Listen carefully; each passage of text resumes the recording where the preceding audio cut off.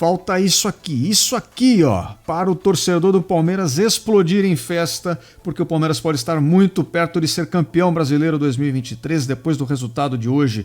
Mais uma goleada sobre o América Mineiro e também por conta dos demais resultados da rodada que saíram daquele jeito, do jeito que o palmeirense pediu e aumentaram em muito as chances do Verdão ser campeão. E agora a gente tem tudo para dizer que é de fato o favoritaço para mais essa conquista. A gente vai ver sobre tudo o que aconteceu, a gente vai entender a matemática por trás dessa disputa. E depois que vocês virem comigo aqui qual é a situação, eu quero que vocês me digam nos comentários o que vocês acham, se vocês ainda acreditam que vai ter uma mudança nesse final de campeonato. Então vamos começando mais um vídeo, sejam bem-vindos ao canal Um Torcedor. Para você que está chegando aqui pela primeira vez, você pode se inscrever no canal para receber mais vídeos.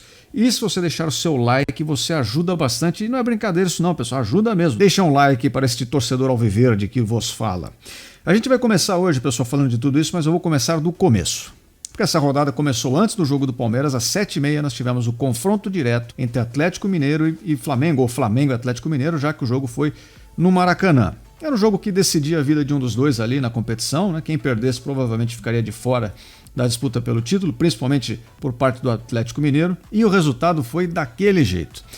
Luiz Felipe Scolari, nosso querido Felipão, pode ter dado mais um título à Sociedade Esportiva Palmeiras, mesmo sem treinar a equipe, mas não tem problema, toda ajuda é bem-vinda, principalmente a ajuda de um cara que a gente sabe que é dos nossos. E é um jogo que teve a cara do nosso antigo treinador mesmo, porque o Atlético Mineiro jogou mais em função do contra-ataque e logo no começo do jogo abriu o placar, colocou uma pressão a mais sobre o Flamengo que atacou, criou oportunidades, não conseguiu fazer o seu gol, o goleiro do Atlético teve bons momentos também, é verdade, e conforme não foi conseguindo fazer o gol, foi dando espaço lá atrás, e o Atlético Mineiro deitou e rolou 3-0, um resultado assim daqueles sonoros também, para não ter dúvida, né, para ninguém reclamar, o gol estava impedido, teve uma falta para cartão, não sei o que, não, 3-0, né, ficamos resolvidos assim.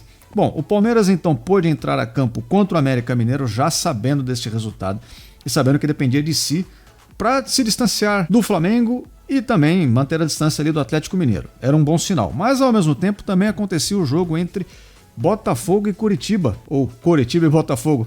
E a gente vai falar dele daqui a pouquinho, mas antes vamos passar pelo jogo do Palmeiras, que goleou o América Mineiro. Eu vou colocar minha mesa tática na tela para vocês. E a nossa mesa tática de hoje, pessoal, será precedida por um breve anúncio. Se você quiser camisas do Palmeiras da temporada 2023, esta camisa que pode, se tudo der certo, representar mais um título do Verdão, eu deixo links na descrição. Tem a camisa verde número 1, tem a camisa branca número 2. Fique à vontade para olhar os links. E a propósito, eu vou contar um segredo aqui para vocês, não vai ser a última vez, mas eu acho a camisa branca mais bonita. Mas, enfim, gosto é gosto, né? Cada um. Então vamos lá, o Palmeiras veio a campo hoje com uma formação um pouco diferente, porque tinha a ausência do Gustavo Gomes, que estava suspenso, também do Mike, né, que também estava suspenso por cartão amarelo, e o Gomes por cartão vermelho. Então o Palmeiras voltou ao esquema do 4-5-1 ou 4-3-3. Então a gente teve aqui na direita Marcos Rocha, o menino Naves como zagueiro, aliás fez boa partida o Naves, eu gostei mais uma vez, Murilo pela esquerda e Piquerez. Meio campo Zé Rafael e Richard Rios e Rafael Veiga, ali aberto pela direita. A gente começou o jogo com o Hendrick, na esquerda o Breno Lopes, no ataque o Rony. Muito rapidamente tudo isso se desfigurou, porque ainda no começo do jogo o Rony se machuca, né, numa entrada violenta do goleiro do América Mineiro, que inclusive eu não sei nem se foi desleal, mas enfim, foi um lance feio, né, de toda forma. Mas o Rony saiu contundido e aí o Palmeiras trocou logo de formação. Entrou o Arthur aqui pela direita e o Hendrick veio fazer a do Rony, né, foi virar o centroavante. Com essa formação, o Palmeiras então jogou a maior parte do tempo e eu vou destacar algumas atuações individuais pro bem e pro mal aqui, tá? Eu quero notar uma coisa, o fato do adversário ser o América Mineiro, que a gente sabe que embora seja uma equipe que cria oportunidades de gol, defensivamente é frágil, é a equipe com a pior defesa do campeonato, a gente tem um vídeo até, né, recente que eu comentei tudo isso com vocês. Então dava muita chance para o Palmeiras, que se aproveitou, né? Perdeu muitas oportunidades, é verdade. Mas a equipe como um todo, vamos dizer que tem se comportado bem, até porque fez o resultado que precisava. Agora, destaque positivo mesmo vai pro Hendrick. É um absurdo. O Hendrick tem se mostrado um absurdo. Ele parece que é de uma outra categoria. Parece que ele é que é o mais velho de todo mundo, porque ele sobe, ele pega a bola, ele faz o que quer, ele vai para cima, ele ganha dividida, ele ganha na velocidade. Quando ele tem a bola no pé, ele demonstra técnica, ele procura a tabela, ele clareia o jogo, finaliza, faz gol. É um absurdo. Esse final de temporada do Hendrick é absurdo. Lá no começo da temporada, a gente poderia apontar e dizer, o Vitor Roque tem jogado melhor. Agora no final, até porque o Vitor Roque está lesionado, né? Mas mesmo em comparação com o desempenho anterior do Vitor Roque, o Hendrick foi de longe o garoto desse ano aqui do futebol brasileiro. Bom, aí o Palmeiras conseguiu abrir o placar, logo com esse fenômeno, nos primeiros minutos de jogo, um chute ali da entrada da área. Na sequência, o Palmeiras começou a desperdiçar chances. E aí, se o Palmeiras não faz, o América faz, né? Houve um gol contra ali no cruzamento do Veiga, 2-0, acaba o primeiro tempo. No segundo tempo, a gente amplia com 2 gols do Flaco Lopes, que sai do banco para entrar no lugar do Endrick, inclusive que sai com um problema na coxa.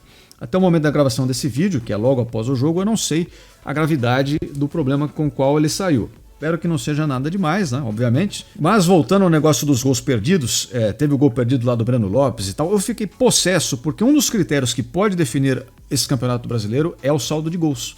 Então, vencer o América era importante, mas vencer o América por 2, 3, 4 gols que seja, era muito mais importante porque amplia esta vantagem natural, essa vantagem do desempate que o Palmeiras já tem, né? Ele já tem o melhor saldo, mas na combinação de resultados, se ele precisar do saldo de gols, quer dizer que ele perdeu algum jogo e que os adversários venceram. Então essa diferença estaria sendo reduzida.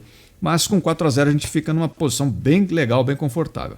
E aí, para completar o jogo do Palmeiras, que se impôs aí dentro de casa, fez o resultado que precisava, embora tenha demonstrado um pouco de ansiedade em alguns lances lá com o John, o Breno Lopes, que perderam seus gols, vamos dar o mérito necessário pela vitória, a construção do resultado, soube explorar as fragilidades do América Mineiro, saiu com um resultado legal, bacana. E esse resultado foi potencializado, como eu falei, pelos demais resultados da rodada. Por quê? O Botafogo, que era quem poderia vencer e manter a distância de 1 ponto para o Palmeiras, conseguiu mais uma vez o impossível, o improvável. Vamos colocar aqui os jogos da rodada e vamos passando bem rapidamente até chegar no Botafogo. Tá, o Vasco pegou o Corinthians, deu uma vacilada monstra, né? Começou jogando bem, fez gol, tá, não sei o que, de repente estava 4-2 para o Corinthians, o Fluminense passou o trator para cima do Santos.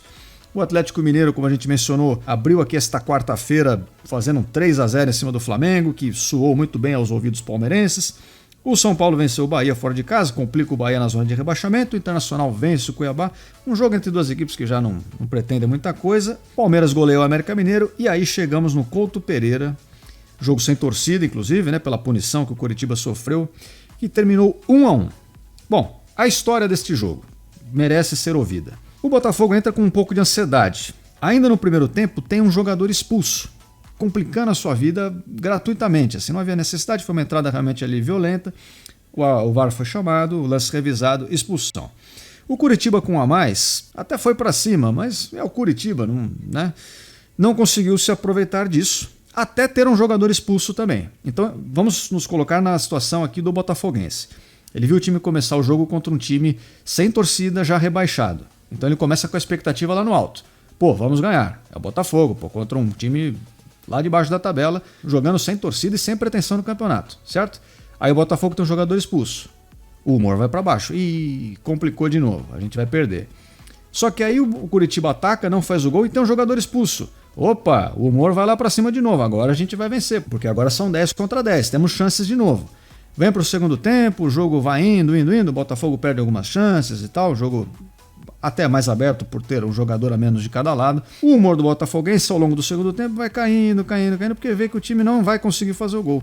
Até que chega aos 50 e tralalá minutos, pênalti pro Botafogo. O humor já estava lá embaixo, opa, subiu de novo, pênalti pro Botafogo.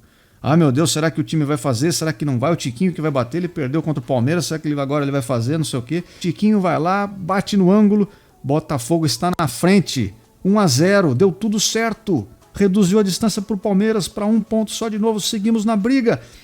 Não, porque se aos 50 e tralalá foi pênalti gol do Botafogo, aos 50 e tralalá e mais um pouco, uma jogada pela direita, bola cruzada na área, desatenção da defesa do time da Estrela Solitária, e quem estava solitário mesmo era o atacante do Coritiba, só precisou empurrar para o gol 1-1. Então, olha a variação de humor, né, do torcedor do Botafogo. Começa lá em cima, vai lá para baixo, muda 18 vezes ao longo da partida, assim como mudou 18 vezes ao longo do campeonato em si. Parece até uma coisa fractal, né, para quem gosta aí dessas coisas. Enfim, o Botafogo se comprometeu no último lance ali do jogo e se arrebentou, psicologicamente se arrebentou. Eu quero fazer um vídeo só sobre essa saga botafoguense aí. Vamos ver se eu consigo fazer essa semana ou no começo da próxima, mas fiquem ligados, a gente vai comentar isso mais de perto. E aí a gente tem mais jogos pela rodada.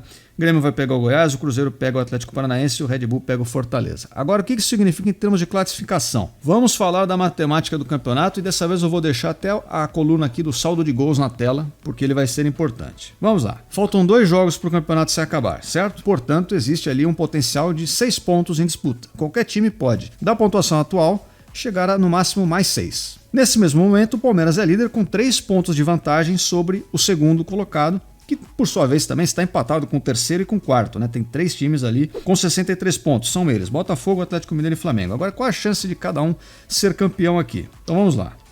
Do ponto de vista do Palmeiras, se ele quiser ser campeão nos pontos, basta ele vencer o jogo contra o Fluminense e depois empatar o jogo contra o Cruzeiro. Aí ele chegaria a 70 pontos, né? E se você somar mais 6 em todos os perseguidores aqui, ele chega em 69. Palmeiras seria campeão nos pontos com uma vitória e um empate.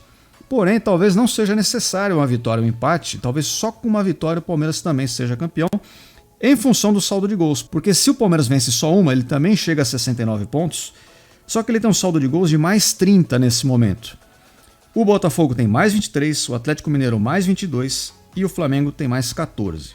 O primeiro critério de desempate seria ali o número de vitórias, mas nesse quesito, caso as equipes empatem em pontos, o Palmeiras estaria empatado já nesse critério, então realmente é o saldo de gols que definiria a situação. E nesse momento o Botafogo precisaria tirar 7 gols de saldo, o Atlético Mineiro precisaria tirar 8 gols de saldo e o Flamengo tirar 16 gols de saldo.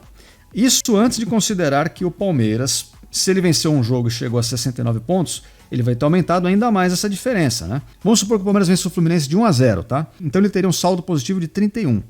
O Botafogo precisaria fazer, por exemplo, nesses 2 jogos ele precisaria tirar 8 gols. A combinação pode variar, né? Pode vencer os 2 de 4-0, um de 3-0 e outro de 5-0, outro de 6 e 2-0, enfim. As combinações possíveis são várias. O Atlético Mineiro é um pouco mais difícil, porque tem que tirar um gol a mais, tem que tirar 9 nesses 2 jogos, não 5-0, 4-0, 6-0, 3-0. E no caso do Flamengo seria mais difícil ainda, porque ele precisaria tirar ali 17 gols de saldo em 2 jogos. Então você imagina, o Flamengo precisaria vencer de 8-0 e 9-0, por exemplo. Não acho que seja muito provável, embora o Flamengo vá pegar o São Paulo na última rodada e deve vencer e vencer bem, né? Mas não é para tanto também, 9-0, 15-0, 16-0. Vamos com calma também, não é por aí, né? Mas enfim, pessoal, essa é a situação do Palmeiras no campeonato, que ficou muito vantajosa. A matemática está favorável. São 2 jogos, um em casa, um fora. O último fora é contra o Cruzeiro, que pode ou não estar rebaixado, ou brigando ou não pelo rebaixamento a essa altura. E se o Palmeiras vencer mais um jogo, existe uma chance grande dele já ser campeão. Isso sem contar com tropeços dos adversários, né? Eu estou considerando que os adversários vão vencer os seus 2 jogos, cada um deles. Pode ser que eles empatem um desses jogos e aí já fica fora pelos pontos mesmo. São muitas combinações. Apesar dos pesares, então, as coisas estão fluindo e continuarão fluindo. Se você quiser acompanhar tudo que acompanha no Campeonato Brasileiro, você já sabe, é só se inscrever aqui no canal. Eu continuarei acompanhando com vocês, obviamente. E lembre-se, eu quero que vocês me digam se vocês ainda acreditam numa reviravolta. Podem deixar nos comentários que eu vou ler com certeza. Espero todos vocês aqui em breve e até a próxima. Fui!